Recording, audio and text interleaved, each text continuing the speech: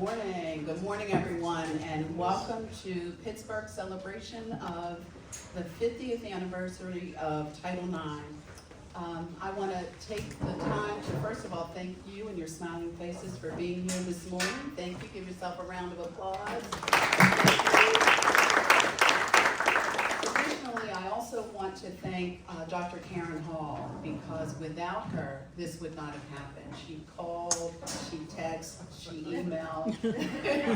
She was very persistent in making this day happen, and she was right. This is a huge civil rights law, and it's made a difference in our society for women student athletes and for eventually professional athletes. So it's been really important. I'd also like to thank Dr. Catherine Vargas. There she is. Her creativity, her resources, all of the space that we're in. She undergirded all of this, and thank you for that. And your staff, your team, everybody was awesome. So thank you for that. And we'd also like to thank Mayor Gainey for his vision to ensure that Pittsburgh is the most safe, the most welcoming, and the most thriving community. Just very quickly, 50 years ago, the gender gap in sports ran broad and ran deep. According to statistics between 1971 and 1972, there were 3.6 million boys who participated in high school sports, compared to nearly only 300,000 girls. Title IX has granted millions of female student athletes access to competitive sports, as well as educational and professional opportunities. On the 50th anniversary of Title IX, the U.S. Department of Education announced a proposed rule to broaden on the promise of Title IX. And in that, they want to make sure that sports is free of all sex discrimination and sex-based harassment.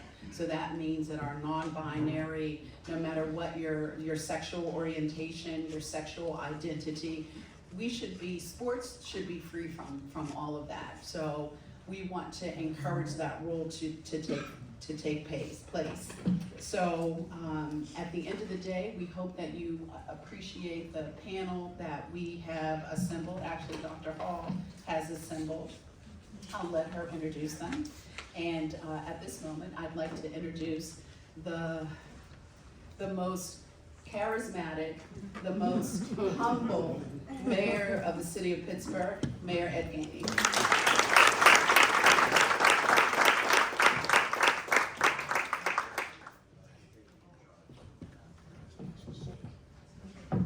First, I just want to thank Karen for a host of things, but to have this today, okay. But to have this, do I really need this mic? Can y'all hear me? We need to slide this mic over. No, I want to thank you for a host of things, but I hear you clearly. Okay. We're going to try not to get it to slide here. Take it off. All right, there we go. So one, I just want to thank you for a host of things. I've known you for years. I remember being on the Peabody basketball court when I was a kid. She didn't know who I was, but I knew who she was.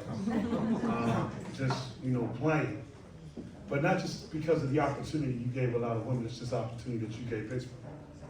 You allowed them to see something different. You allowed them to understand why Title IX was so important. You made them understand that because you're a woman don't mean you're not equal, but you're qualified to do whatever your passion brings out of you. And that is not something that happens every single day. And as a father of two, one woman and one young adult woman, I want to say thank you.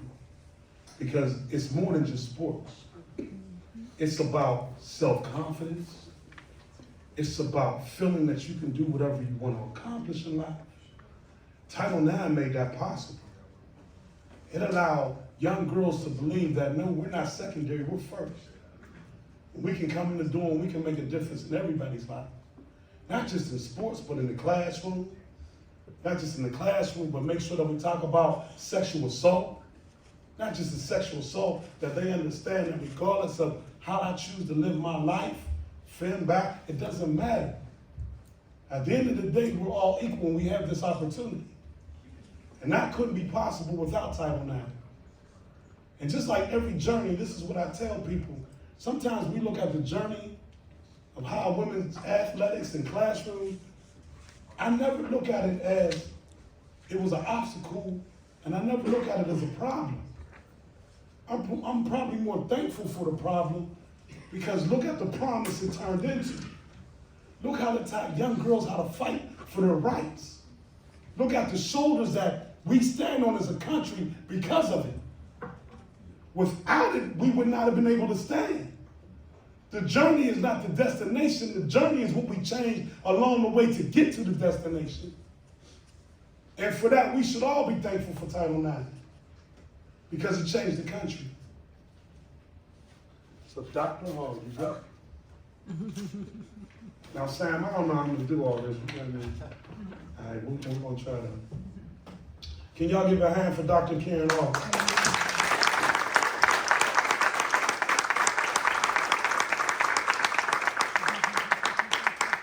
Dr. Karen Hall is an innovative executive with comprehensive insight into the various communication and social media. Her proficiency regarding athletic teams, coaches, and players is strategic and collaborative, as she seeks to serve diverse populations and broadcast partnerships. And whereas Dr. Hall is also an accomplished and transformative leader specializing in leadership development, her work includes organizational leadership, executive leadership, understanding diversity in the workplace, and collaborate with local universities and teams to involve staff in leadership elevation. And whereas Dr. Hall's remarkable accomplishments are highlighted in the hard work, dedication, and commitment to excellence on and off the basketball court. She earned a doctorate in education, leadership and administration from Point Park University, a communication study in television and broadcasting from the University of Nevada, Las Vegas. An accomplished author who wrote 10 tremendous leadership lessons, a guide to leadership learning. And whereas Dr. Hall is a graceful, proud, and well-spoken advocate for Title IX, which is celebrating 50 years today. Over the years, her work profoundly impacted the world of sports as a basketball color analyst for ESPN3/ESPN Plus, Northeast Conference of Trib Live, Northeast Conference, Trib Live High School Sports Network, Roxmere Sports Network, and Hall of Fame inductions for the Pittsburgh Basketball Club. Dr. Hall's unique ability is to bring all kinds of people together who have never crossed each other's path is due to her phenomenal professional career. We celebrate you today. It is an honor for me to be here and to give you this. Through the years, I've watched you. You've always been that role model. I mean, there's not too much that you haven't accomplished for me to be able to say, but thank you. I appreciate the work you put in. Keep going.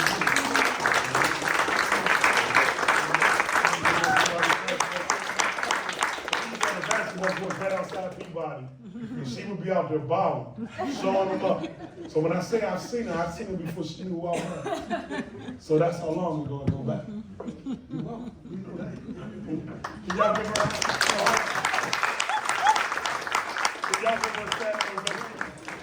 Yeah.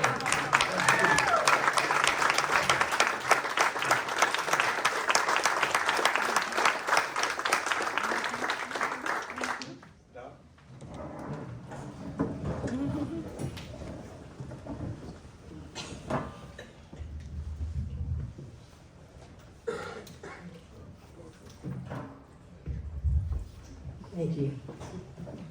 So again, I want to thank Mayor Gainey, Ms. Pam, Ms. Catherine, for this opportunity. I did knock, email, text, the whole bit, because I'm not at a university today. But universities across the country, they're all celebrating Title IX at 50.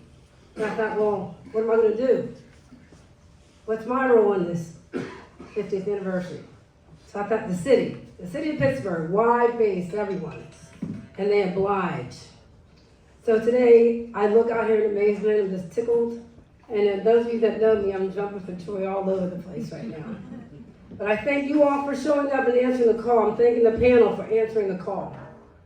And this proclamation, I totally appreciate. Thank you. So, for every form of government.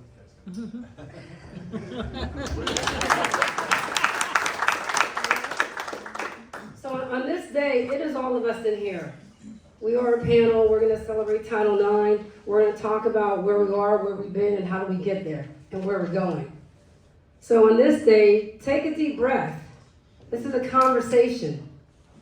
We're going to guide it here, but if you feel the movement to raise your hand or just speak out about Title IX and some of your experiences, please do. We don't live in tightness around me. We live in relaxation, enjoyment, and getting it done. Because Mayor Gainey already mentioned, it's about championships, and today's the championship day. It's a championship day for the city of Pittsburgh. Because we are celebrating Title IX at 50. At 50 years. I look out, there's many trailblazers out here. I stand on your shoulders, we stand on your shoulders. We got the next generation in here. How are they gonna carry the torch? And we got the beneficiaries. I'm a beneficiary of the Trailblazers. Many of us are. What's our role? So today, sit back, enjoy, have conversation with us, and be engaged. So Mayor Gainey, Ms. Pam, Ms. Catherine, thank you. And where's Ms. Sue? Big time, Ms. Sue. Give Ms. Sue a hand. Whether you know or not, give her a hand. That's amazing. And everyone that had a hand in today's event. So with that, I'm going to step off the stage because I have to go do something, but I'll be back. So there is one thing I forgot to do. So my Parks and Rec team, stand up. I need to always recognize our employees. All Parks and Rec team, stand up. Thank you. Doc, Vargas, thank you for making sure that this is a beautiful event. Thank you.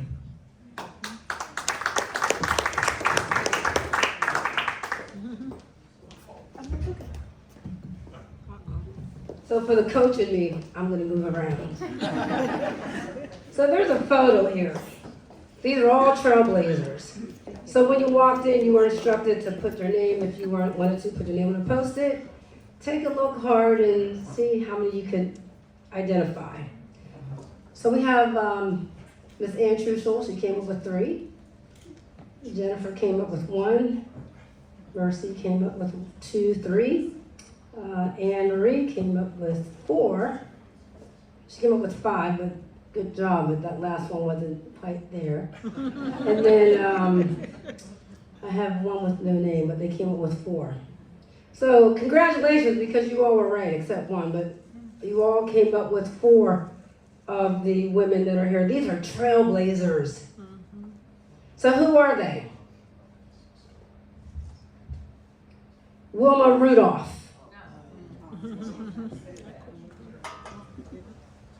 Martina Navratilova. We all got this one. Well, maybe we did. Chrissy Everett. Billie Jean King. These women stand on her shoulder. And then Mary Decker-Stoney. So, the city of Pittsburgh, in this amazing day, gifted the winner a basket. It's an amazing day. So I'm going to say to Miss Cindy Underwood, come on up. Oh, no. Give it up to her. Give it up to her. She had all 5. So before you get the basket, I'll put you on the spot. So Title IX at 50. How did Title IX at 50 make a difference in your journey and path? Well, thank you. Good morning, everyone. First of all, I do want to appreciate Dr. Hall. Our journey started back in Ozingham, and we've been together ever since, and I've watched her grow and stretch and just by leaps and bounds, so I'm just really proud to know her. In our journey, it just opened doors.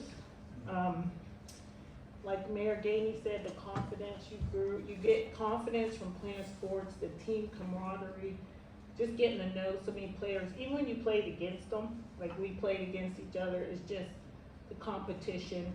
And then I went on to a career in the IRS and retired, and just I would have never had that confidence coming from Rankin, small town with 5 streets in it. So it's just been a great journey to watch our sports evolve. And now that you could become a professional basketball player or whatever, you know, I teach my girls same way. I had one in London and one in Savannah. I'd have never had the confidence to push them. So that's what Title IX's done. You have earned this basket. Congratulations. Thank you everyone for indulging. So now today, Title IX at 50. We have phenomenal, as I call them, the Power Panelists. These are powerful women that you're about to meet. Their careers, their influence, the knowledge, the mentoring that they've given to so many men and women. And I compliment the men that are in this room today. Thank you for coming. You are how we move forward. Clap it up for that.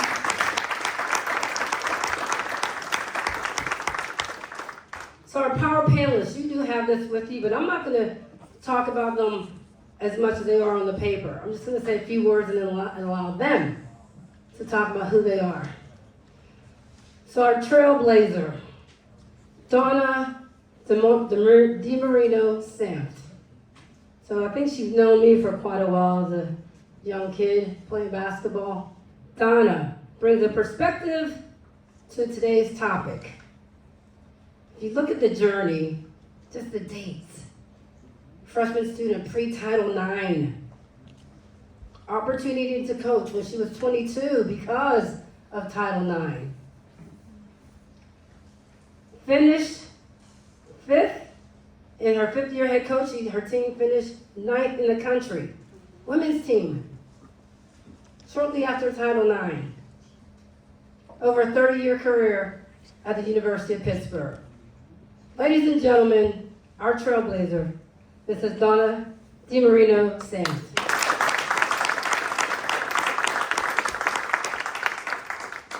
In the middle,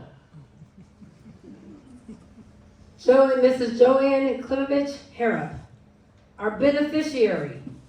Check out the hoops. Check out the hoops.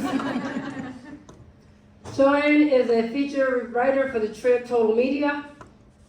She celebrated 25 years with the Trib on October 14th. Title IX, 25 years. Okay, she was hired in 97. JoAnne was the first full-time reporter for the Pittsburgh Tribune-Review Sports Department. Interviewed all types of wonderful women. I'm leaving that to her to talk about. 41 years. All right, 41 years in athletics. She served as an executive assistant. Ladies and gentlemen, our beneficiary, JoAnne Klimovich-Harrop.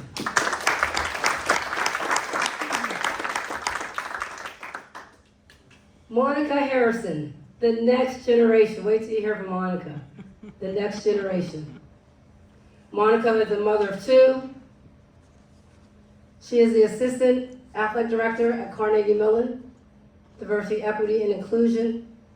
She's also the head softball coach at Carnegie Mellon. Extremely passionate about Division III athletics.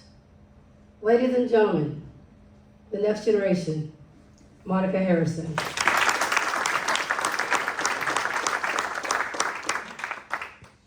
So as we begin our panel discussion, we're guided by questions. But as I mentioned, we're going to just enjoy the conversation. Because as we continue to talk about Title IX, if you have questions of us, I'll come out and give you the microphone so everyone can hear you. Because this is about us, all of us in the room. When I spoke to Miss Sue, she talked about, with Dr. Hall, how do you see Title IX? Title IX is in our families. If there's a girl and a boy, there's Title IX in there. I've heard stories where the dad took the son out to play baseball and the daughter wanted to, and he thought, what do I do? Because she wasn't allowed. It's in our families. It's all around us. So what is your worldview when you see Title IX and gender equity? What is your worldview? So for the coach and me later, I have a challenge for all of us in here before we walk out that door. So we're going to move into our panel discussion. So Miss Donna, if you can grab that microphone, because I'm coming to you first. Simple question. What makes you a trailblazer? Well, you're talking about 50 years here, and it's hard for me to believe it's been 50 years, but it has been. I was a student athlete at Pitt. I was a freshman in 1970 before Title IX. We were under the physical education department. We had wonderful faculty members that had teams for women because we weren't involved in the athletic department itself. And I want to thank some of those women, and especially Peg Covert, who's no longer with us, who was the head of women's athletics in the physical education department before Title IX. And I actually pulled out a quote from her obituary because I wanted to share it with you. She says that years and years ago, before I was involved at Pitt, she got herself into some hot water. She said, "We used to practice field hockey on the cathedral lawn. The dean of students wasn't so crazy about that idea. She didn't like those bare legs out there." This is a quote. "But you educate as you go, and times change." And I was fortunate enough to have Miss Covert as our director of athletics in the physical education department, and she was really a trailblazer. And anything that I've done, I've certainly stood on the shoulders of women that came before me. But anyway, I entered in 1970. 1972, Title IX passed, and the university started to include the women's teams. We got letter jackets at that point. We were invited to the all-sports banquet. And in 1974, the year I graduated, they moved all the sports into the athletic department. I was 22. I applied for the job. And the reason was I had a very unusual upbringing, and I want to talk about this because opportunity is the key. Having programs for youth is the key for a lot of reasons. But I had a very unusual upbringing. I grew up in Menneson, Pennsylvania, and there was a club there called the Sokals, which was a Czech and Slovak ethnic club. I'm Italian, but we were there. And they believed in healthy body, healthy mind. So the girls had just as much room in the gym as the boys. The women in the group were leaders as well as the men. It was a very equitable situation. We won 4 high school state championships. I mean, we were into it, early on. From the time I was 7 years old, we trained year round, okay? It was that kind of an environment. When I came to Pitt, and I saw that the women were working out in the ladies' gym, and that we didn't have the same equipment as the men, I was floored. I didn't know the rest of the world was like that. And so I, spoke up. I said my piece when I had an opportunity to do it. I'm a blue-collar girl. I know who the bosses are. I was respectful, but I made my feelings known. So, when I was 22, I applied for the head coaching job, and I thought I could do it. And so I did it. And that's one of the lessons I learned is sometimes you don't have to wait your turn. Sometimes when you see something that needs to be changed, you just need to step up and try to do it. So I did it. And I got called for my interview. I was living on the 22nd floor of Tower B on the Pitt campus. And I had to go up and interview with the athletic director. And, and he hired me. And he knew me. He knew of me. I had written him letters. I gave him credit because he knew I wasn't going to just be quiet and take it, And so I knew what I was doing in the gym, but I had never recruited, budgeted, arranged for travel, any of that stuff. I had a lot to learn. And the other second lesson that I learned was, do not be afraid to ask for help when you're trying to go forward. You need to I assembled my team. I looked around and I saw who I thought were good people who could help me, and I asked them for help. And, as Dr. Hall mentioned, my first year coaching, we finished 21st in the region. My 5th year coaching, we finished 9th in the country. It was amazing. It was amazing, and I was hooked on coaching. I loved coaching. And after 12 years of being a head coach, I went into administration, and I was in the administration for I think 28 more years at Pitt. Loved every single moment of it. So that's my Title IX story. Wow. Wow. Wow. But you heard in there, Trailblazer had the guts. Didn't back down. Already found her voice. Looked individuals in the eye. Ascended 22 years old to head coach position. That's a trailblazer. We stand on your shoulders. We stand on your shoulders and we thank you.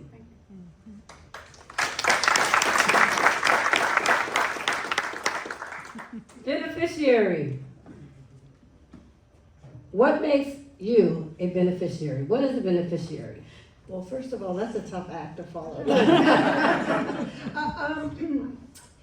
What makes me a beneficiary is because of people like Donna, the Trib gave me a chance. You know, when I was hired, I was the first full-time female in the sports department. And, you know, I had to convince a couple editors of why they wanted to hire me. And, you know, my story is when I went to Penn State and I told my advisor that I wanted to be a sports writer, he said, women are not sports writers, you need to get a business degree. So I did, because I didn't really know any better at that point. But so I was selling office equipment, postage meters, which was not fun, if you can imagine.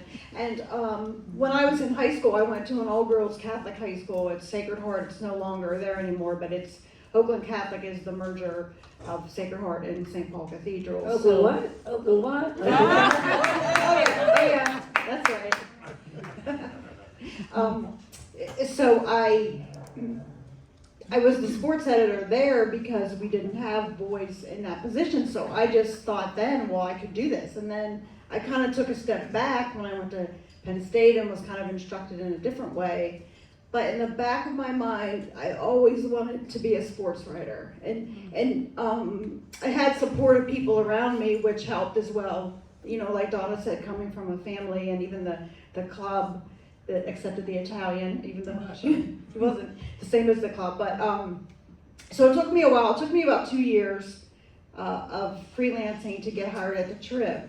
And I remember one of my first assignments was we did a big high school football tab. We called it a tab. It was 100-page on all the different high school football teams. So I go to Central Catholic and I'm waiting on the sidelines for a practice to finish. And there's an older gentleman there. And he was like, oh, honey, are you waiting for your brother to finish practice? And I was like, no, I'm waiting to talk to the coach. And he was like, why do you want to talk to the coach? And I said, well, because I'm doing a story for the Trib.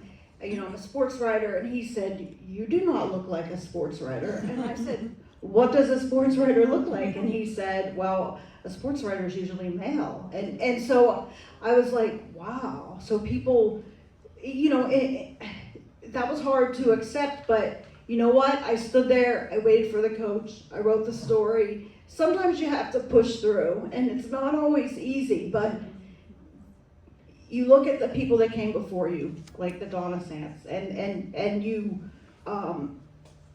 they've paved the way for you, and sometimes you have to pave it a little bit more, because it's not always easy, but so here I am 25 years later. I am not still in the sports department, but I still get to write some cool sports stories. And this year I wrote, they have high school hockey now for girls. And I wrote a story about these girls. I spent the whole season, part of the whole season with them.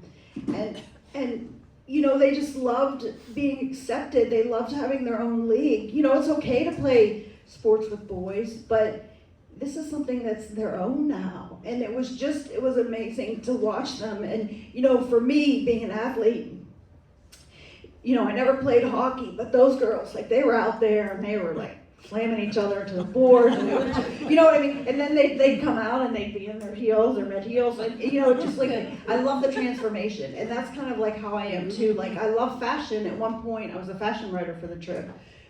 But you know what, I also love being on that basketball court and getting sweaty, and you know, so I think women are just so versatile, and we can do so many things if we put our minds to it.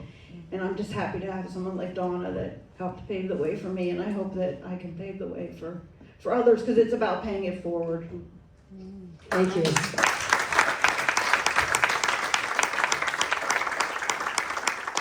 So what did you hear?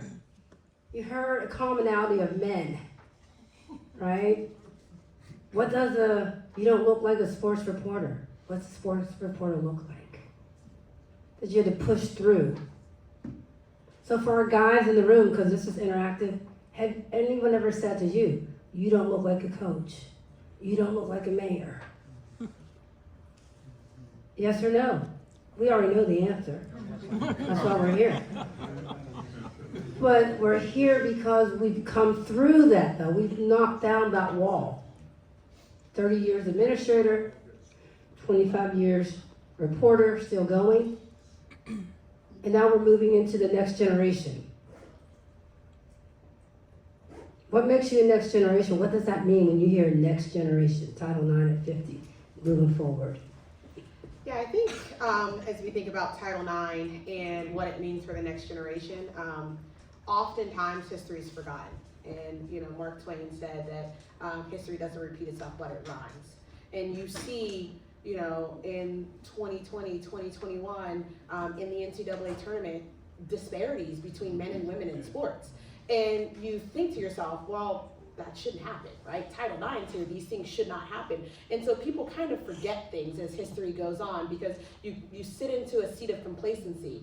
And so when I think about the next generation, and as I am a coach and an educator of the next generation, you have to remind them of the past. You have to remind them of the hardships that folks have gone through to have the things available for them, that the privilege that they have to play. But you have to continue to light the torch for them and inspire them to carry it forward. And I think this generation in particular is not ashamed of speaking their mind. As much as it may drive us nuts sometimes, and you know, it makes it hard for us, and they challenge us a lot. Challenge is good. Challenge equals change. And we have to foster that. And so we have to be able, as someone who's a beneficiary, I think, to an extent, and helping to promote the next generation, to remind them that never settle, right? Never just say that it is okay. Because as you know, as the women before us have fought and pushed to make these changes and make these things available to us, there are times where some women, you got tired and you kind of accepted certain things, and then things started to slide under the radar and became the status quo, and those things come back to creep. And in this generation, there's no creeping. Like, everything's put in the spotlight, and they have so much voice and so much power with social media and these things to call out these disparities. And so we just have to keep continuing to push and to inspire them to speak their minds. You know, for me, the next generation, I would not have this job without Title IX. The inaugural head softball coach at Carnegie Mellon started the program. You know, we have great athletics programs at Carnegie Mellon, and as Carnegie Mellon continues on their strategy and making education equitable for all, and you know, a STEM school that is traditionally male dominated and wanting to continue to bring in opportunities for women, softball is here. Of course, I would like to think it's because, you know, softball's a great sport and it's like the fastest growing sport in the nation for women. But, you know, it's part of it is also Title IX of how do we make more equitable spaces for women to be able to have access to such a great education. And I think that's what we have to continue to think about for the next generation is they may have access, but is it equitable? How are they getting there? What is the pathways? And what are the barriers, and what are the differences? It doesn't matter that the men's sport brings in more money. Well, why does it bring in more money? Because you only broadcast it, right? You don't broadcast women's sport. Right? Bet on Women. They started broadcasting Women's College World Series in softball, and we blow the ratings out of the water, and ESPN doubled down, and now they show every inning of the National Championship Series, not just the championship games. You broadcast it more, you give people more access, and it will flourish. I always tell my players, if people think that a man playing a sport is better than a woman playing a sport, tell them to come spend a month in your shoes. We train the same way, we are at the same, we put our clothes on the same way, one leg at a time in the pants. Right? And so if you give more access and people can see what you do, they get the inspiration and they follow it. And Warren Buffett said it in an interview a couple of years ago. He said, if he's bullish on the United States because look at what we have done for so many years on the backs of men. Now that we're giving equal access and opportunity to women, think about how amazing we are going to be as a society, and we have to keep doing that. Power Panelists. Power Panelists. So before I move forward, there are a few people in the room, they don't know this, but I'm calling them out. Because a part of Title IX and 50, they've had tremendous journeys. There's so many women and men that stand on their shoulders. And they are, one's a pre-Title IX, the other one's the beneficiary. So I'm going to call out Coach Jones, Phyllis Jones, Westinghouse High School. Beneficiary. Title IX. Many women that stand on her shoulders and men.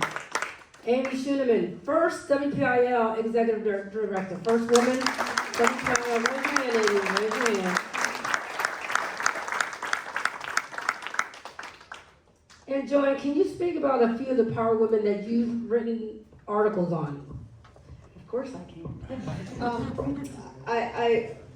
I loved covering all sports, and I loved covering girls and women's, a lot of basketball, but I covered other sports as well. But some of my most memorable stories have been about Swin Cash, McKeesport. Now she's in the Hall of Fame, the Women's Basketball Hall of Fame. She works for the Pelicans, correct? Yes. She is. I remember when she committed to Connecticut. I went to McKeesport, and that is where she had her announcement. You know, because these women, you know, they don't forget where they came from, and you're one of those. You know, and so I love. So I love doing that. Another is Susie McCall-Serio, who most of you probably know as well, who has done it all from Olympics to high school coaching, professional playing. I mean, she went back to the WNBA after having 4 children. I'm not sure how she was able to do that, but loved covering Susie. And Billie Jean King on the wall over there. I got to interview her several years. It's probably been more than several years, but she used to play for the Pittsburgh Triangles, and she was doing an event here in Monroeville. And this is great because I'm in the sports department with all the guys, and my phone rings, and I pick it up, and it's Billie Jean King, and I was like, oh, Billie Jean King, great. And they're like, oh my God, she's talking to Billie Jean King. Oh, who's talking? You know, and I was like, they were just so jealous that I got to interview Billie Jean King, and she was amazing. The Bulgers, Katie and Meg Bulger from Oakland Catholic, and then they also played at West Virginia. And Tanisha Wright from West Mifflin, she's a Penn Stater, also plays in the WNBA, and Jess Strong from Steel Valley, you may recognize those names. Kelly Mazzanti, who played for Penn State. I covered the Penn State women's basketball team for many years, and the coach there, Renee Portland, always fought for her players. You know, why do we have to take the bus when the men fly? You know, things like that. So she was one of those trailblazing coaches. Corey Halady, I don't know if you guys remember that name. She played at Duquesne. Any of you? She was amazing. She was an amazing player. Allison Risk, who's a tennis player from Peters Township. She played in pretty much every major tennis tournament out there. And you were talking about women's sports. When they put women's tennis on television, it's one of the most watched, you know, they're just amazing to watch. Lisa Horton, she played for the Pittsburgh Passion, and I actually borrowed her uniform one time for Halloween, so that was pretty cool, because I had never played football. Lauren Williams, who was track and field from Rochester, who's an amazing, like, I remember being at a track and field event, and she was like in last place, heading into the, you know, the final lap, and she won. Like, it was just like, oh my gosh, she's amazing. Megan Klingberg from Pine Richland, she's a soccer player. And I just wanted to shout out to Pat Summit and Gino Ariema, who have really done a lot for women's basketball. And a lot of times, you know, you mentioned the men that are here. I mean, Gino has gone to the wall and further for women's college basketball. So it's great to have coaches out there who are actually, you know, he could have probably gone and coached men if he wanted to, I'm sure, but he never did because he was passionate about coaching women. And you know, I can't really mention everybody, but that's just a small group of the athletes who I've covered, and I've been honored to cover and share their stories. The bottom line of it is, give it up, don't mind me. The bottom line of it is that women are getting it done. In the athletic field, in a corporate world, the glass has been shattered, smashed twice, 3 times, keep it going. So I don't know everyone here, but I would imagine those of you sitting there, you shattered your own glass. And some little girl was watching you shatter that glass. So in your own way, you are one of 3 of us, if not all of us in one. Because we've all had our journey. So when we think of Title IX and when you think of federal funding and universities and colleges, you think of that 3-pronged testing, the proportionality, the whole idea about the enrollment, 50-50, 80-30. Then you think about the opportunities and interests. What do the girls want? We know the boys want football. But guess what? Thanks to Chris Curd, where you at, Chris? Women now have flag football. Flag football is blowing up around the country. If you watch the NFL weekend, the All-Star weekend, I believe the flag football girls was at the championship out there at that time, Chris? Yep. Yeah. So stay abreast, because it's happening. And then lastly, you have the resources. So the next question comes to our powerful panelists. Talk about the changes you've seen in resources, the changes, the struggles. Where are we at on the resources today? I think it's interesting. In my personal perspective, I coach a sport where lots of people think they know how to play it because people play slow pitch, and you play slow pitch in the beer leagues and the church leagues and things like that. And so, people, oh, anyone can go out and play. And there are very few spaces to play the game of softball. Even here in the city of Pittsburgh, softball is played on baseball fields all the time. There aren't specific places for women to play softball to say this is a softball field, right? I think about the weight room, and I'm going to call out my boss, the athletic director at Carnegie Mellon, and the passion that he has in making sure that we have equitable spaces across campus for all students, but in particular for our female student athletes. Wow. We were able to hire a female strength and conditioning coach. And I know personally my team has benefited from her being in the weight room with them and even their connection with her and the way they will push even harder because it's like someone understands me, someone understands how my body moves, right? A woman does not hit the same way a man hits, right? We live in our lower half more than a Major League Baseball hitter would, right? And so to be able to understand and train those things. Again, I'll go back to the basketball reference. Why are there squat racks and plates in the men's weight room of the NCAA tournament and a maximum of 20-pound dumbbells in the women's weight room at the NCAA tournament, right? We're talking about resources here. They are playing just as many games in just as many hours that requires the same amount of energy output. The resources are definitely something that people are talking about, and it matters. And it matters to someone feeling adequate enough to perform. If you continue to say that we're not of value and we're not providing the resources, then why am I going to go put my body on the line if you're not even giving me the resources and the scaffolding to perform? Donna, how about you? 30 years. Well, I was at Pitt for 41 years, actually. I was a head coach for 12 years, and then I was in administration after that. And the resources, I've been retired since 2015, so I'm not in the weight room or the gym every day anymore. But the resources have continued to improve. And just like at Carnegie Mellon, like the things that support the students are the things that are so important. The strength and conditioning, the athletic trainers, the academic support, the life skills support.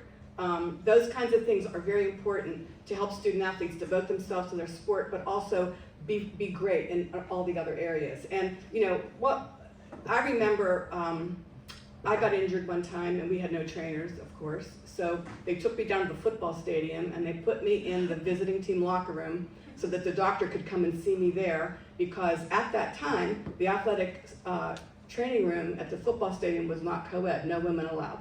So I'm in the locker room and I hear a shower running and I'm thinking, well, I'm a freshman now. I'm thinking, well, oh, it's okay, because they know I'm here. And then like I actually hear footsteps coming toward me and I look up and a man comes into the locker room with a towel around his neck. So he rips the towel off and covers himself up and he says, "What are you doing here?" And I said, "I came to see the doctor." He said, "Well, you just did." and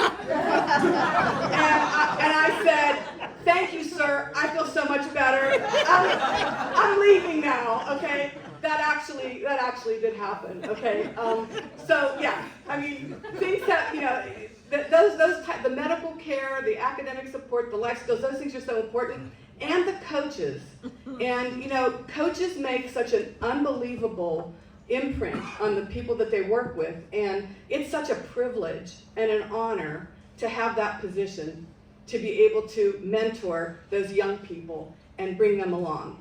And, you know, smart coaches, I think, learn as much from their players as their players learn from them. It's a two-way street. And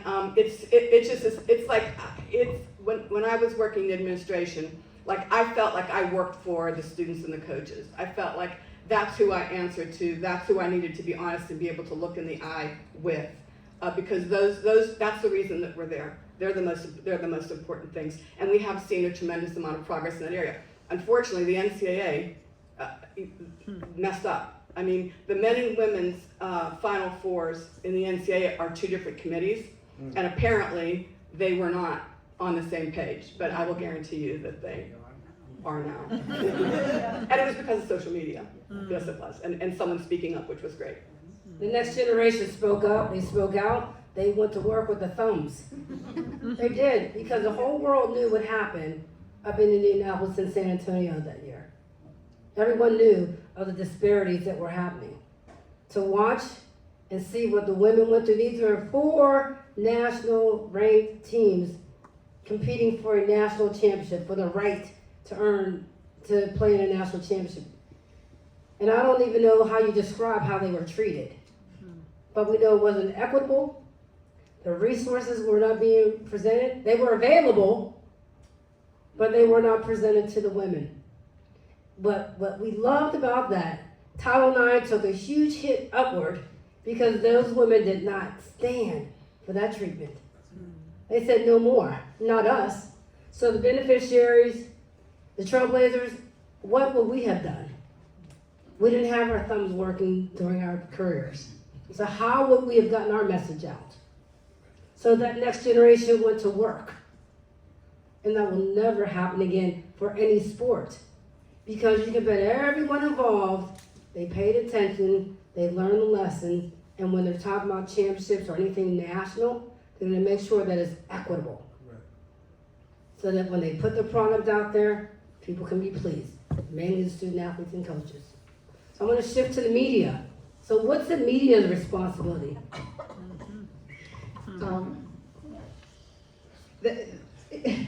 I know, Sorry for just it is. Well, I kind of just wanted to say, like, none of this is fake news, you know, because I feel like, you know, in the past couple of years, you know, the media's gotten a bad rap, but the media does have a responsibility to these athletes and these coaches, and even maybe out to the parents, because you don't realize like how much time, effort, money the parents put into all of these sports teams and getting their kids, whether it's some instruction on the side, whatever. So I know when I was first in sports, and a lot of times we'd have a meeting and we'd sit down, like, here are the games that we're covering, and you know, high school football was really big in Western Pennsylvania, so that was always, you know, we gotta cover high school football. But a lot of times there were other sports going on at that time, whether it be tennis or soccer or volleyball, and I would always be like, well, yeah, let's cover this tennis match. I mean, that's in the afternoon. I can go there and then I can go to a football game. You know, and I was willing to do those two things in one day so that so that the girls got covered. These other sports, and not even just the girls, but the other sports, because a lot of times swimming, soccer, tennis, those sports don't always get covered as much as the basketball, football, baseball, hockey. So I think, you know, as a reporter, and the more time I spent there, people would come to me, you know, Donna might call me and say, hey, I have a great story about this basketball player, this is wonderful. And, you know, Monica might say, hey, I've got this star freshman, like this would be a great, you know, so I think that it really helps when there's communication between the teams and the players and the media. And I feel like, you know, there's so many more women in sports, whether it be in print, like newspapers that I'm in, but now you see women on the sidelines, you know, with ESPN and Fox. And I love that, because these are not just women. At first it was like, okay, these are women who look good and they're standing on the side. But these women, they know their sports. And I think that's the biggest thing too, that I wanted to work harder, because I wanted to go in and know a little bit about the sport. Because if you don't, then that really puts you behind with the coach. And I remember one time I was covering a high school football game, and afterwards we tried to get to both coaches, and obviously the losing coach is never happy. So he's walking towards me, and I tell him, you know, who I am, and he says to me, and I said, I have a couple questions, and he says, make it quick. And so you just you have to learn to sort of roll with it, you know, and get his side of the story too, because that's the other thing too. Like a lot of times in the media, you only get one side of the story. So let's get both sides of the story. And even when it comes to Title IX, it's not just about the girls. It's about, you know, Title IX isn't there to knock away boys' sports or men's sports. And I think that that's important too. And sometimes it gets, I think it gets described that way. So I feel like, you know, the media does have a huge responsibility. And, you know, like you said, if things are out there, people know about it. So whether it's in the paper, whether it's on our website, whether it's on television, the more people see it, the more they know about it and can appreciate what women are doing in sports. So, you know, and I feel like we're doing a better job. But like everything, you have to sort of just keep doing it, because, you know, we haven't reached it. Sure. I just want to add this. People that know me know that I have a tendency to over-prepare for things. So I did a lot of reading and reviewing stuff before today, and there were two really good reports that I read that, in case you're interested in getting more data about this, I would recommend them to you. The first, the Heinz History Center put out a document that is called Title IX at 50. And it did give a lot of information. They concentrated not just on sports though. They had a lot of data about the numbers of people that earned degrees over the years, and how since the early 1970s and now, how the percentages have shifted, and it's so much more equitable. And in some areas, the women are even outperforming the men in terms of participation and numbers of degrees earned. So I would recommend that to you. But they did say that in 1972, high school sports, girls were 7% of the participants. And in 2019, 43% of high school participants were girls. So there's been so much progress there. I think that data is important to know. Also, the NCAA put out a document called the Title IX Anniversary Report. And they stated, now the NCAA only had documentation on women. They only started carrying women's championships in 1982. So their data for females only goes back to 1982. But in 1982, 1.8 million females were participating, and in 2019, 3.4 million females were participating, which is huge. It is a big improvement. But the information that I thought was even more surprising is that looking at how the numbers increased over the years, men's participation increased as well as women's participation increased, and men's participation increased at like a percentage at a higher percentage rate. Of course, they started out much higher. But I just, when you said about some people look at Title IX and say, does this like necessarily disadvantage the men? I hope to heck not. It shouldn't. It should not, by all means. And I think in a lot of ways you can see that it has not lessened men's participation as far as the NCAA document includes, for at least men's collegiate competition. And so that's a good thing. The women's sports have been able to grow, not to the detriment of the men's sports. So it's grown because of exposure. So when you think about our young boys and young girls today, the boys are seeing life different. They're seeing girls different because they have a chance to see them in sport, on television. They're going to games. They're seeing women just come through and pass them. So they're not growing up like the boys and girls we were. We didn't have women as a beneficiary. We didn't have many of those women that we could say, I want to be like her. I want to play softball at that professional level. I want to play field hockey. We didn't have that. But the boys and girls today, they have it on the social media. They see the interviews. They want to play with the women, opposed to no, you can't play because you're a girl. Like, you don't hear that as often. And those of us that came up pre-Title IX, post-Title IX, up until today, maybe not the next generation, but it was a big thing if you were on the court with the boys. After you showed that you could do what you could do, no matter what sport it was. When you think about coaching, so there are more women coaching men's sports today because of Title IX. Because that first woman, and I credit that to Pat Summitt, even though she didn't coach men, she could coach anything she wanted. But Pat Summitt wasn't just sports, she was corporate. She was personal. She was athletic, she was education. She was the billboard for Title IX. Because when Pat Summitt spoke, you listened.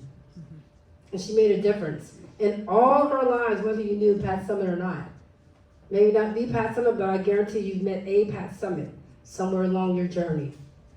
So having said that, I'm going to ask, what would you recommend, because we have coaches, we have athletic administrators in here, how do they go about teaching Title IX, not in class, but to their student athletes that we're all important. So for our boys, for our men, the high school boys, the grade school boys, the college men and women, what are some of your advice that you would give to our coaches and administrators so that everyone sees it the same?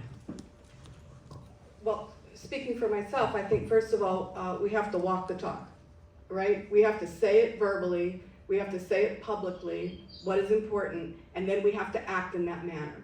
We have to be a model for that to happen.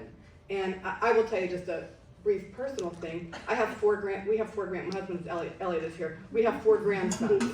I take my grandsons, we take our grandsons to all the Pitt sports. They love women's volleyball.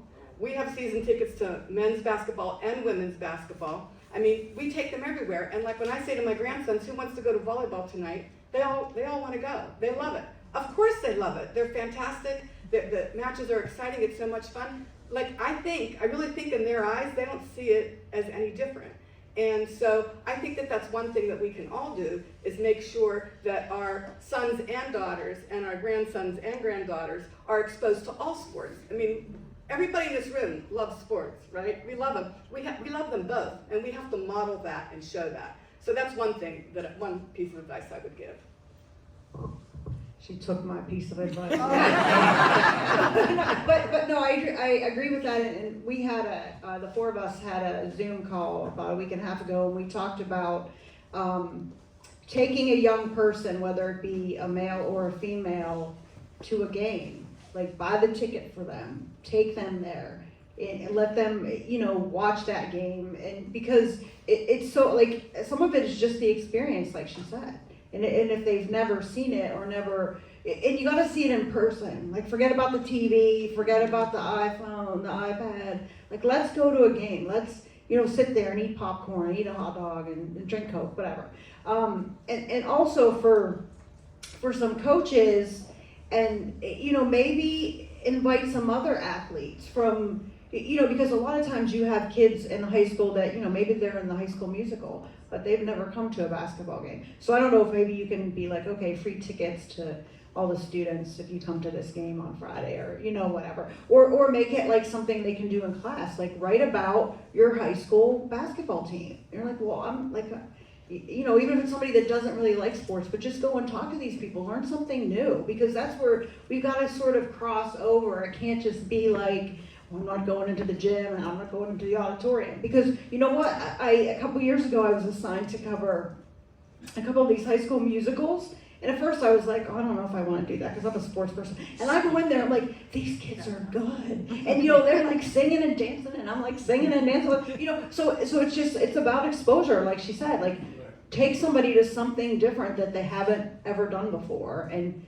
you know what, you may get a new fan on both sides. I would up the ante a little bit, and I would say bet on women and put all the money down. I think that the more that you make the investment, like a bet is an investment, right? You're actually putting things, time, resources, energy towards it. And the more you do it, I guarantee you will be pleasantly surprised by the output that you're going to get from all ends of the spectrum. So if you are thinking about, and we have this conversation, my athletic director and I have this conversation all the time, and he says, you know, when Carnegie Mellon thought about softball, there was no question of we're gonna do it, right? And I hope they feel they see the right dividends from it. But when you're thinking about that investment and it seems scary or you don't have all the answers, it doesn't matter. You'll find the answers. Bet on women and bet on them hard. Give them opportunities to coach. You know, we sit in a great conference in the UAA conference, and just recently a record was made by the first collegiate men's soccer games being coached by 2 women. It was in the New York Times, everything, right? 2 women coaching collegiate men's soccer games, and the programs are ranked and things like that, right? Bet on women and bet big, because you're going to get dividends for many, many, many years. And I think the more, again, like the panelists have said, you expose other people. You know, I have 2 kids, and you know, my son and my daughter come to our games, and they're in the dugout, and my athletic director would bring his son to spring training with us, and his son would be in the dugout, and unfortunately learning some cheers that he probably shouldn't be cheering at home. But they started to understand, and they get to understand of how to admire and revere hard work and perseverance and teamwork and things like that. It doesn't matter gender. Does not matter gender, sexual orientation. Are all great things that come out of it. So I just encourage you to continue to open avenues and give the right equitable resources to women in those places, whether it be a CEO or anything in any space. Thank you. Mayor Gainey? Yeah, just got a question. There's been small conversation, particularly for us to screw up in this city. Just want to hear your opinion. Are we ready for a WNBA team? Well, we have the players. There's enough players around the country. There's enough players here in this city that could be drafted, recruited, the whole bit. So it becomes, like we're saying, the exposure. Because unfortunately, you know, women, we hold the purse, but some of the men, their purses are heavier than ours. So the WNBA, it became the WNBA because David Stern, not DeVita, David, said, hey, I have this dream, I have this vision. Let's make this happen. So we need to develop more relationships on both sides, men, women. The WNBA, it's just a sport. It's like the NBA, the high level, the excitement. We now have women that can throw it down. So now there's no difference. Women shoot the 3 better than the men. My opinion. And foul shots too. And foul shots. Shoot better foul shots. So are we ready? We have to develop more relationships. We are ready. We would love to see that happen. We need to get the NCAA here. We got the first and second rounds. We need to find women's Final Four here. That's the next step. Women's Final Four, then the eyes open even more. The exposure has been broadened. So great question. Let's talk about that more, all of us together. Because there's no I in team. This is a team right here. So it takes all of us. That's why we're here today celebrating Title IX at 50. It's not one person. Our Trailblazers, those women over there, they expected us to take the torch. They didn't ask. They didn't issue any challenges. We seen it, we heard the call, we moved on it, we moved into action. That's what Title IX at 50 is all about. We can't be happy about where we are today. Keeping the momentum, loved it. Where are we going? Where are you going with Title IX? I have a challenge for everyone in here before you leave. You don't have to tell me, but we'll see it because it's going to be action oriented. So for the panelists, like all of us, we've all had challenges getting to the moments of where we are today in our careers. So I'll ask you to flash back, go deep down into long-term memory, and talk about some of your challenges, but then how you came out on top. How you had your shining moment when you came all the way through the dark tunnel. So JoAnne, you have the mic, so you can start. I do. Here it is, right here. Let's see. Okay. Back to, being in college and sort of being redirected to be a salesperson and get a marketing degree instead of being a sports journalist. What I take from that is all of those skills that I learned as a salesperson transferred over into me being a good reporter, because what I was doing is I would come into an office and I would try to convince a person to give me money for this machine it was called a postage meter. So instead of putting a stamp, it's a red impression that's up in the right-hand corner of the mail that you guys got. And, I had to tell them, the machine will do this for you, maybe you'll need less employees, whatever, I had my whole sales pitch. Well, when I became a reporter, it's the same thing. I'm convincing someone, they're not giving me money, but they're giving me their story. They're giving me something that's deep down inside them, and I'm not, they're not going to end up with a machine, but you know what? They're going to end up with this great story that maybe they can stick on the refrigerator. So I think you have to take, you were talking about the journey, that's probably not how I would have scripted it, but maybe I'm a better reporter because I had those 10 years of sales where people shut the door on me and, said, we have a machine from Pitney Bowes, who was the competitor. We don't need another one, whatever. So I think, and we call those cold calls. And I used to make 10 cold calls a day. And I had one of my sales managers who said, when it's a Friday afternoon and you don't want to make that last call, make that last call, because that may be the $10 million sale. Yeah. And also, another thing he taught me was, make the call at 5:01 on a Friday, because you know what? The secretary's gone. You know who's still there? The CEO is still there. And a lot of times, that's who will pick up the phone, and that's who you want, because that's who's going to buy the machine, give you the money, or give you the story. So I think you kind of have to look at where your life has taken you and been like, that wasn't 10 years ruined as a salesperson. That was 10 years getting me ready to be a good reporter, and hopefully that's come through. Nice. Who wants to go next? I would say my story wasn't on the coaching side. It was my first profession on Wall Street, and understanding, being a kid from Rankin, small place in Rankin, first generation college student, and working in investment banking, and learning lots of things that people had. People have biases, and they will always put you in a box. And learning how to get out of that box, and how to then get the courage to be the bulldozer in front of others once you have broken out of that box, because just because you broke out of the box doesn't mean the box is open for everybody else. Mm-hmm. And I think that's something we have to remember, even with Title IX, right? Just because the glass ceiling was shattered, mm-hmm. there are repairmen that come behind and put it right back up there, right? So just because you got out of the box doesn't mean the pathway is open for others. And I think that's something that I take into my coaching. My job is to empower young women to understand that you are way bigger than a box.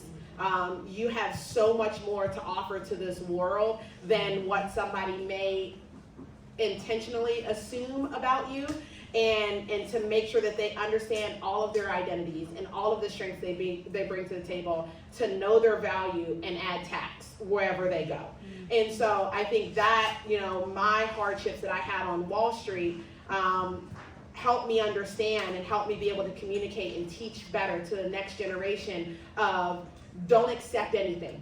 And if you're in a room where you're undervalued, you're in the wrong place. Go somewhere else where you're valued. Because an old car at one dealer may be one thing, and at another dealer, it's a model car that you can get millions of dollars worth. You're in the wrong room. Good answer.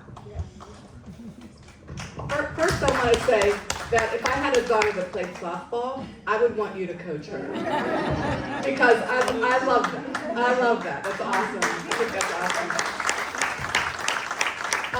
I would say that one thing I learned along the way, being when I was a coach and also when I was in the administration, there were many times when there were one or two women in the room, and that was it, right? And so you have to learn how to sell, influence, whatever, talk people into it, whatever, however you want to put it. You have to be able to influence people to go along the path that you think is the right path. And I look at that as relationships. I think that I'm a people person. I mean, I love, when I was in student affairs, I would get in the elevator and students would shudder because I want to know who they were, what they were majoring in, where they went to high school, in 4 floors down the bottom. I wanted their whole life story just real quick. I'm just fascinated by people's journeys. I just love it. And I love getting to know people and connecting with people. That's important to me. And I learned that was something that was very valuable for me as I grew up in my career and went forward. I saw immediately that some of the older, more experienced men's coaches would have coffee every morning in the lounge at Trees Hall. And so I started, getting my coffee and kind of walking through and saying hello to everybody. And then these guys were so nice to me. I mean, I was 22 years old, They would, start talking to me, and I knew some of them because I was a phys ed major. And I eventually worked my way into the group. So I would have coffee with these guys in the morning. And I learned so much from them. At the time, I didn't use the word mentor, and they certainly wouldn't have used the word mentor. I don't think that was their intention, but that's what happened. I learned a lot from them, and they supported me. And I think that throughout our careers, it's important to enlarge your network, find support, find people that are going to know you and buy in to what it is you're trying to do. I also learned that there are people out there who challenge you, and they're not going to be swayed. And you know what? They helped me a lot too. Because my attitude since I was an athlete was, oh yeah, watch me. I didn't say it out loud, but I was thinking it, right? It got the competitive spirit going in you. So I just think, I would also say on the personal level, enlarging our networks and teaching our young people to make those real relationships and develop those professional relationships is so important. Thank you. Thank you. Clap that. So is there anyone here who would like to share their journey as far as they've had tough time getting to where they are, but they were able to overcome? Anyone? I'll share. You called on me anyway. Okay, good. Why not? I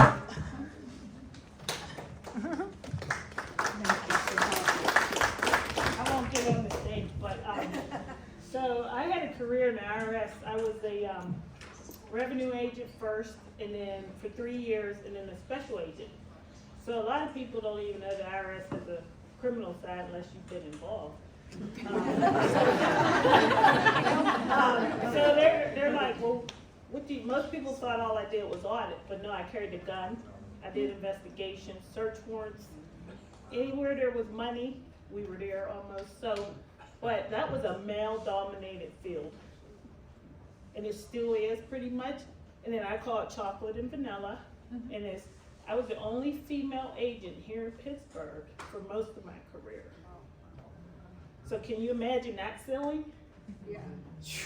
Man. Then I became a manager, which was they're like, well, how can you be a manager in your own field office? I said, because I know and understand people. And that's always, if you know management, coaching, that's always your biggest thing, people. And the problems you have with people. But if you treat everyone the same, whether they're a senior agent versus a newer agent, you just deal with the issues and the people. But I'm telling you that playing basketball and sports and learning how to be a team player, that's huge. Because you learn how to figure out the problems with your teammates, and that it's the same thing in the world. You work as a team, and if you navigate that, you're fine. I teach that to my daughters. I'm like, look, if you look people in the eye, shake their hand, you be truthful and operate in integrity, you're leaps and bounds above.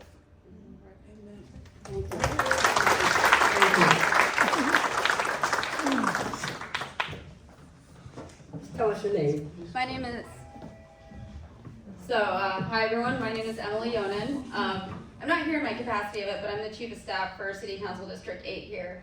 But my Title IX story is, I'm definitely probably on the next generation side of the beneficiary. I grew up playing baseball. Sorry, I didn't play softball. I played baseball until I was 10 years old, until I was like implicitly pushed out, stopped getting playing time, stopped being acknowledged. This has kind of fueled me a lot in the work that I do outside of my job. I was on the board of the International Women's Baseball Center, where we're trying to build a museum in Rockford, Illinois to commemorate the All-American Girls Baseball Players Association. Shout out to Pittsburgh, it was featured in the new show on Amazon, which is awesome. But it's something I'm doing in my free time. I'm working to coach, do some clinics in 14 forward baseball to try to get some young girls more interested in baseball, and again, encouraging them that they can stay in the sport forever, because baseball is still one of those ones that's not on the equal level. In a lot of ways, softball, again, wonderful sport, but they're two different sports and two different skill sets. So that's something in Pittsburgh, I came from California, it's something in Pittsburgh that also, as a founder of the Pittsburgh Women's Sports Network here, where we're trying to draw a lot of attention to the wonderful women's sports here, we're just trying to build up. Pittsburgh's the city of champions. I wish people would know more that Pittsburgh is also the city of women's sports champions, and so many great athletes to come.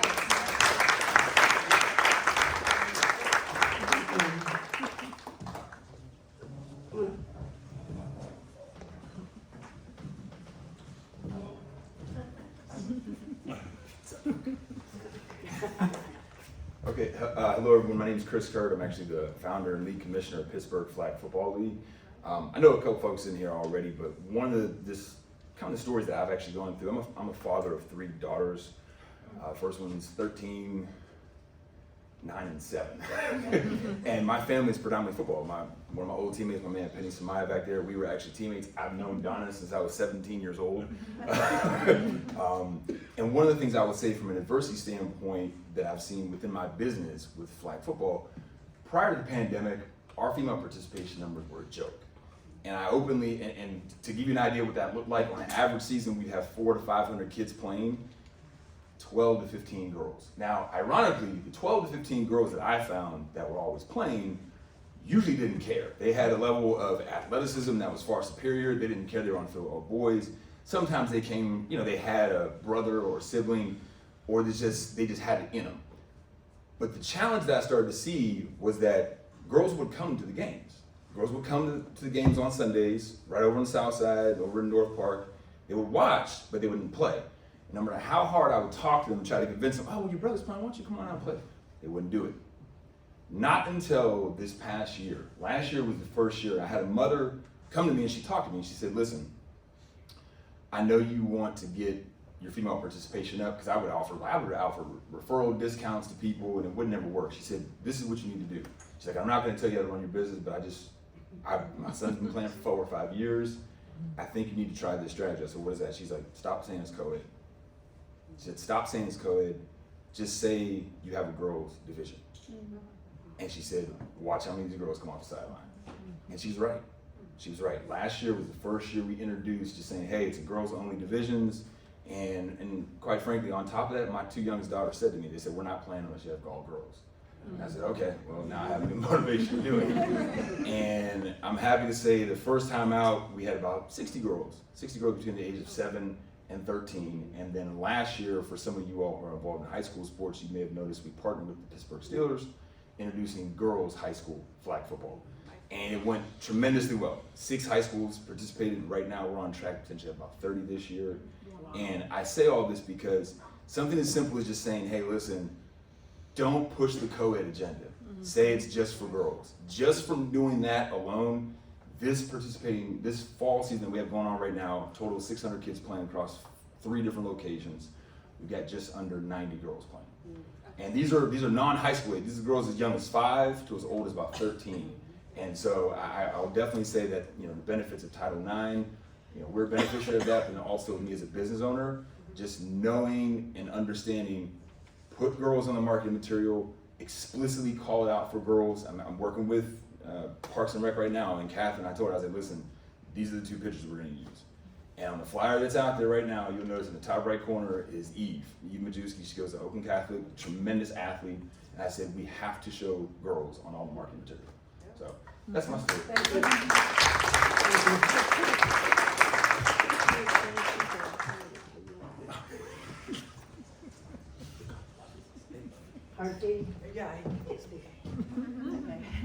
Hi, I'm Angela Frankie. I'm the Woodland Hills Athletic Director, and I guess my story is I played collegiate volleyball, but I'm from Arizona. So my assistant junior college coach, who was the first coach that ever looked like me, was like, oh, if you want a scholarship, HBCUs have money. And I was like, what? I didn't even know HBCUs had volleyball, which is horrible because I'm a volleyball player. So luckily for me, I took that and ran with it and ended up playing at Jackson State University. So I'm a product of the SWAC, and because of that, I went into my collegiate coaching experience, and even then, like, my first collegiate job was in McCook, Nebraska, 0.1% black population, but I forged through coaching, and now I'm in administration. But even now, it's like I'll walk into a room of athletic directors, and there might be 3 female ADs total. So, you know, I'm still pushing through, and people are surprised when they hear that I'm at Woodland Hills, but I'm appreciative of all the strong influences, both female and male, that I've had to get me to where I'm at today.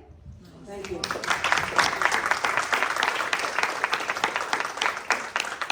The courage it takes to come up and share your story. The confidence it takes. You watch these 4 that came up, look in the room in the eye. The skill sets that we learn. Every day we use them. Cannot take athletics for granted. From whatever time you started playing till this very moment. The beneficiary of playing athletics. Being able to come over from adversity, get through that dark tunnel to come out to see the light. So I am the moderator, but I'm also my experiences as well. So we're going to move into the wow moment. So I worked at 5-star basketball camp, national renowned boys basketball camp. First woman to ever work at the camp. All men. So we're going to dinner. We're sitting at dinner, all men, here I am. But I had a dad say to me, he didn't whisper, confidence on his part. He goes, Karen, I'm glad you're here. I'm like, I am too. But that wasn't the reason. I said, well, why are you glad I'm here? He goes, because I have daughters. So now you're teaching me how to give my daughters confidence to go out in a male-dominated space. He doesn't say athletics, he says space. I never thought of it that way, but the influence that he just told me I had being in that place. And that for me was a wow moment. Because now when I move into my spaces, how am I influencing? How am I showing up is what I always ask people. How are you showing up today? Title IX at 50 celebrating all around the world today. How did you show up in that Title IX space today? Say it's girls only, that's a t-shirt. Say it's girls only, it's a t-shirt. So what are your wow moments? What were any of your wow moments? I just mentioned one, we all had many of those. So what's a wow moment where you knew for that moment there was an influence that you were leaving behind?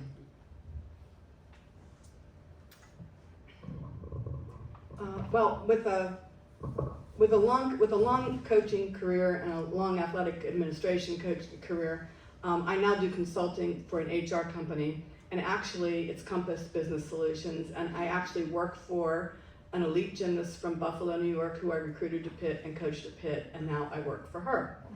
And so it's a human resources consulting company, and when we're having discussions about clients and everything, I realized that they were using different terminology than I was, but I knew what they were talking about because I coached and because I was in sports. So when they're talking about a company that's having a problem with their high performer, they have a high performer on their team who in their business, I call it team, okay, that is causing problems in the company, but they can't really get rid of this person because they're the highest performing person in this company. And I looked at them and I said, you haven't encountered this before? Of course. Sometimes your high performers are the hardest people to handle because they're exceptional. They're, in a lot of ways, maybe they're not like us. You know, maybe they're just at a level, in some of the aspects and talents that they have, they're a little bit different. So yeah, you have to handle them a little bit differently, and they want to like fit this person into a box.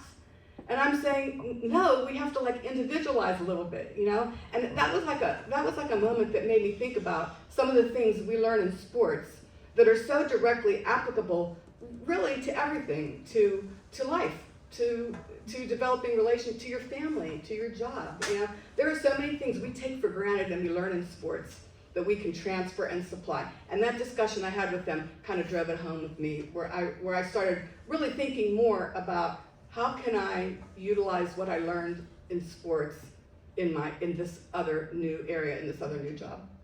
Thank you. Okay, mine came when I was freelancing for the Trib, so I wasn't full-time yet. And there was one of the managing editor, he would see me in the office, because what I would do is I would show up and write my stories there like I worked there, because I figured that would kind of maybe get me in the door more. So he was talking about some company event that they were having, and he said, "Are you going?" And I said, "Well, I don't work here full time." He's like, "Well, you're here more than our full-time people, some of them." And I was like, "Well, yeah, because I'm trying to get hired. You know, can we sit down and talk about that?" And he said, "Sure." So I go up to his, so we set up a time the next week. I go out, I buy a brand new suit. I'm all like ready to go in and talk to him. And he said, "Well, I have a position, but it's in news." And I said, "No." I said, "I want sports." I said, "I've waited almost 2 years." And he said, "Well, there might be one in a couple months." And I said, "I'll wait."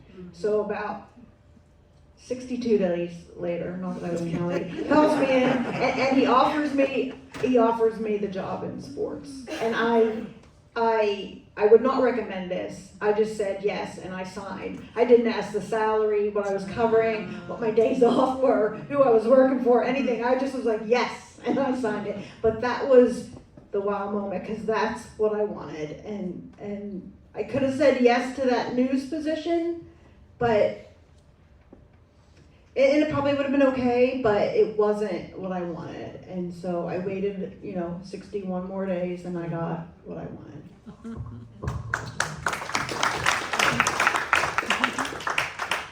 I think my wow moment actually happened like a month ago, where I did not play on the normal travel circuit that you would play to get recruited to play collegiately and travel ball and things like that. Actually played through the Pirates organization, rebuilding baseball in inner cities, the RBI League. And recently I was asked from the MLB national office to go down to Vero Beach to speak with the top 40 to 50 players from the MLB communities and RBI leagues nationally. They brought the top 40 or 50 girls down to get elite training, and they asked me to be a part of the training corps. For me, that was a wow moment because, we had our hardships being in RBI and playing and not having all of the access and not being on the travel ball circuit, and to know that and to talk to the young women down there, and for them to see me as a trailblazer for them, and what could be what the access could be for them to go play collegiately, and to open up doors where there were some of the young women I spoke to who said, well, no one in my family has gone to college, so I'm not sure if I can. I'm like, yep, nope, you can, I promise you can. And just to even, at the end of the event, and I was the only non-Olympian on the staff, and at the end of the event for the young women to come and ask like for my autograph, and I'm like, that was a wow moment to see that, sometimes your trials and your tribulations aren't for you. And I think that's hard for people to understand, because you want that gratification of like, I made it and it's supposed to be for something. Sometimes it's not for you. Sometimes it's for you to better society. And that was the full coming to circle moment for me. And it was interesting because it was shortly after I got the call from you that I went down there, and to think about, you said I was the next generation, but to them, I was a trailblazer, and I was like, okay, but like that was a wow moment of there are still things that need to change. there are still growth in progress that needs to happen. And we have to be alert and aware and mindful of that and making sure we're using every opportunity to push growth forward. Hold the mic. So let's talk about that. So we're 50 years. Where are we going? Where are we going, Monica? If I have to say honestly, I think we have to start digging deeply and start having more real conversations, not performative conversations around biases. Because the top level we've touched, we've gotten the low-hanging fruit. We're not going to move the needle much further from here if we just stay the status quo. Now we actually have to dig deep into biases around, where human nature will require us to think a certain way and to interview certain types of people for positions, and we're going to go to what we're most comfortable with, but we have to fight human nature and get uncomfortable. We say this as coaches. I can guarantee you all coaches have said this. Get comfortable with being uncomfortable. We have to do that now in our everyday lives and how we operate businesses, how we operate strategic plans, and start to really attack biases, systemic biases. And I think that's where the work is going to grow exponentially, but that's the hardest work because we don't want to deal with the subconscious because it makes us have to confront things.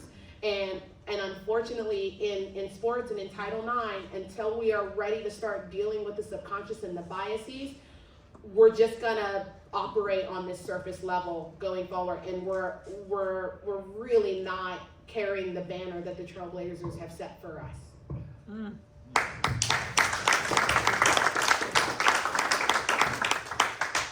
That's a really good point. And I was gonna say that we need to do more things like this, and because we all inspire each other, and like Dr. Hall said, to get up and share for us to share our stories, we're happy to do that. For all of you to share your stories, we need to hear that because maybe there's something there that's gonna lead us to the next step. But yeah, you're right. Sometimes things can get stale, and if you don't do something different or new or talk about it, because a lot of times we go, oh yeah, Title IX's out there, but how many people are really, I don't want to say investigating, it's not the right term, but looking at what the universities are doing, or like does somebody actually come in and say, let me know how many women's sports you have and how many men's sports you have, and I guess they have to report that, I'm not sure, but the thing is, this, because even I've learned a lot of things today that I didn't know, and I feel like, I'm up on it, like I care about women's sports, but we can all learn, and I think if we do more things like this, I don't know if we need to make it like an annual event or something like that, but we have to keep talking about it, and it can't just be like, oh, Title IX's there. We all have it. It passed 50 years ago, and we made the 50-year mark, and that's great, and it's like anything else, like you don't just celebrate it because it's 50 years. What about the 51st year? We need to celebrate that. So, I think we need to mark those times, but we need to be doing it every day as well. I guess I would add, looking at two areas. One would be, as I mentioned before, the opportunity. If I didn't just happen to be born into a town that had an amazing gymnastics program, I wouldn't be sitting here today. That wouldn't happen. But there are a lot of places where you don't have exposure to certain sports and certain opportunities. And I think creating opportunities and supporting those opportunities for young people is extremely important. I think on the other end of the spectrum is taking a look at leadership of sports. And Pitt has a female athletic director for the first time, which is phenomenal, right? And Heather Like is doing a great job. But to look at the leadership and to say, how do we help a more diverse group of people make it to those leadership positions, and what, in a very real sense, is preventing that from happening? Okay, so one is the bias, what people see and their opinions, and maybe this move toward status quo and being comfortable. But the other side of it is, like, there are a lot of studies out there that talk about what barriers or obstacles do certain groups have that to help them move forward to get into those kinds of positions. And I'm a pragmatist. I'm like, okay, like as soon as you talk about things like I want to like literally roll up my sleeves and do something about it, But I mean, you have to know what the problem is. You can't assume. You have to know what the problem is. You have to look at the data and know what the problem is, and then decide how are we going to attack that. And I think there are a lot of people trying to do that right now, but we have to keep our foot on the gas on those efforts as well.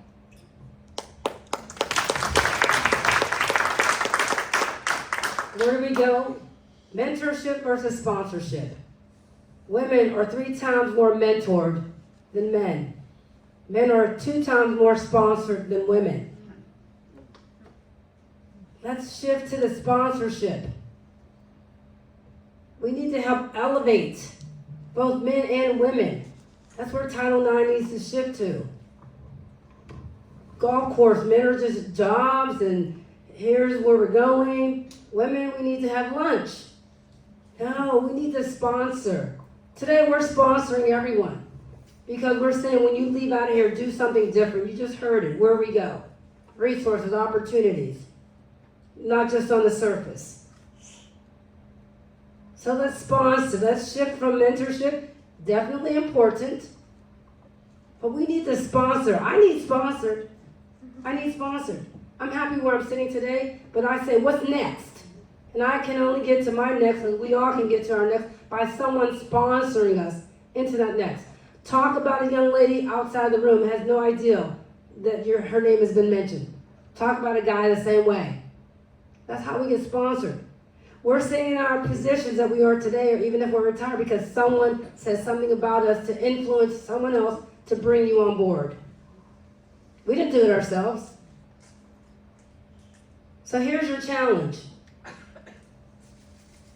What are you going to commit to when you leave this room to help elevate Title IX at 50? The numbers will keep going. So our responsibility is today. Write it down, stick it on the mirror, put it in your phone. But if you're really going to commit to it, you're going to think about the question, what will be your commitment to Title IX at 51, 60, 70? What will be your commitment? It starts today. It's been going, but we're bringing it to light.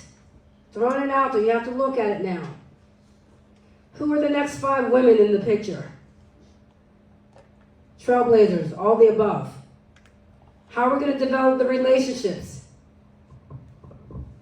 Takes money, resources. We talked about proportionality, opportunities and interests and resources. I've learned adversity in athletics. Take away money from these universities. That'll get their attention. The hard way. That's what Title IX is about. So before you answer that question, go deep down into your own mind and think about your own experiences. And where will you stop? Where did someone say to you, well, you don't look like? We didn't even touch on Title IX with women and women of color. We didn't even touch on that. We can't solve everything today.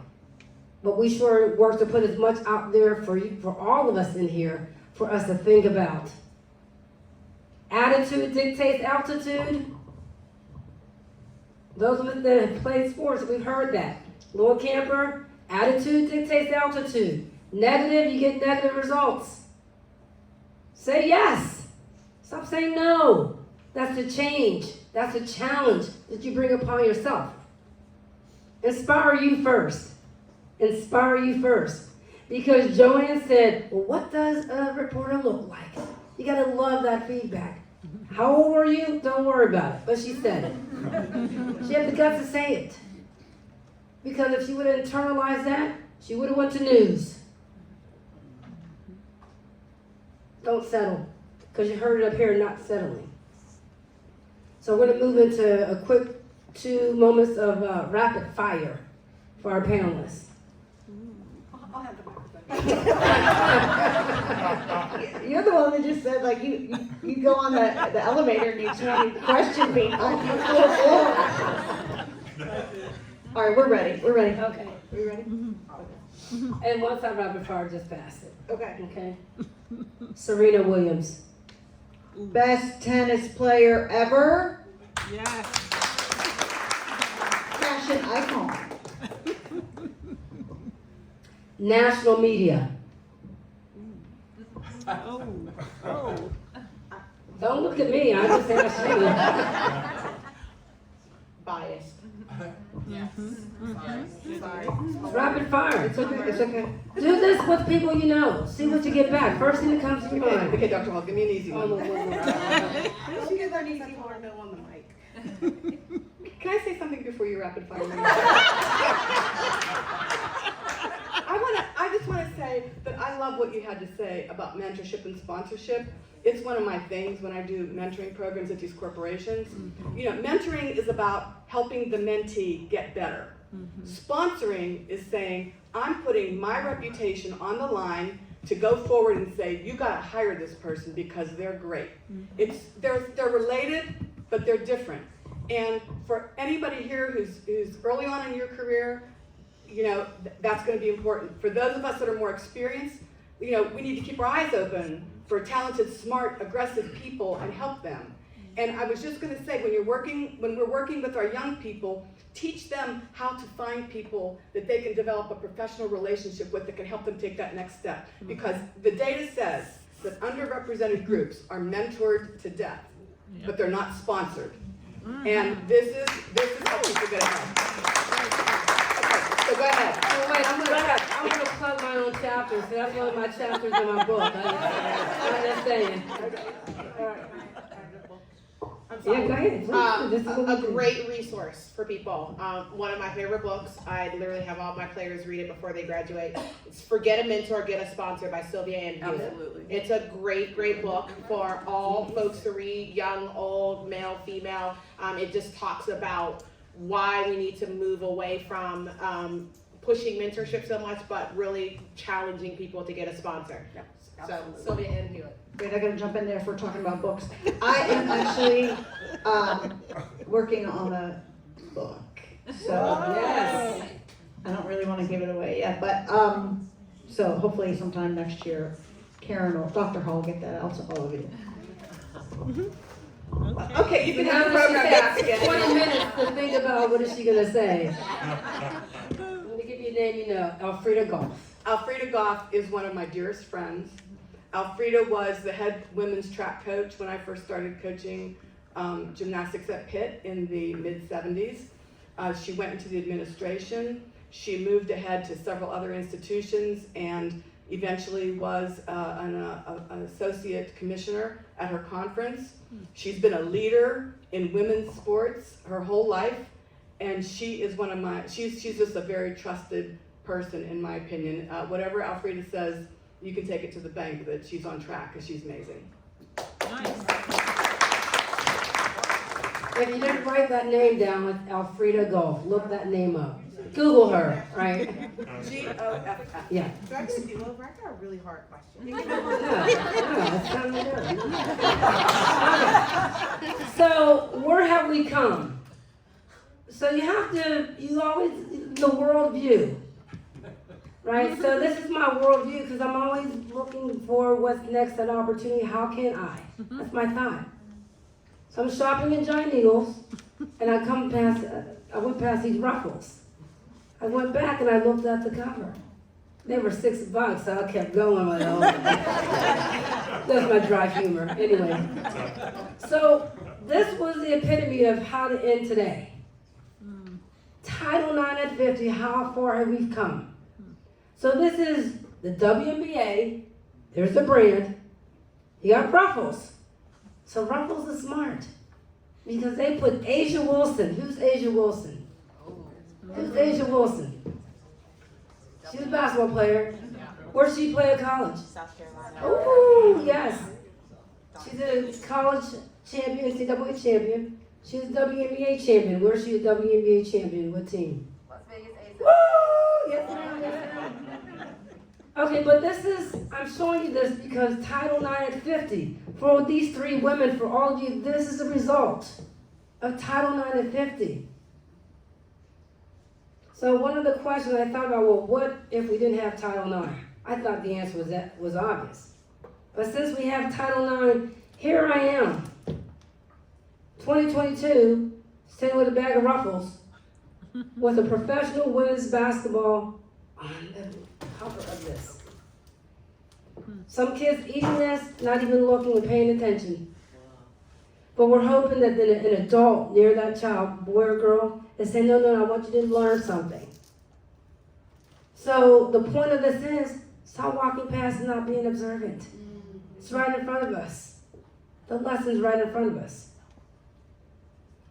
So for our Trailblazer, Donna Sanft, JoAnne Klimovich-Harrop, and Monica Harrison, thank you all for sharing your stories, your journeys, your experiences, and your needs to understand Title IX. Thank you. Give it up to them.